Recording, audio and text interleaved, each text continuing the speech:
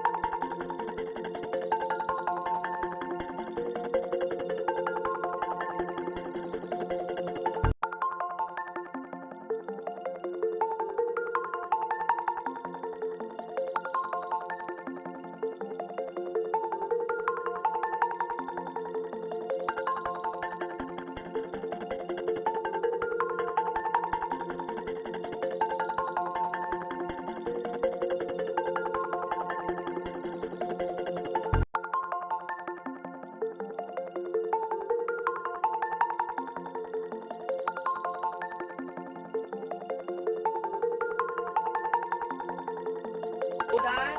And here's now my final outcome. The transformation ng ating created. I hope na nagustuhan nyo ang ginawa ko tutorial ngayon para sa inyo. Can you give me... And thank you so much for watching. Annyeong. Bye!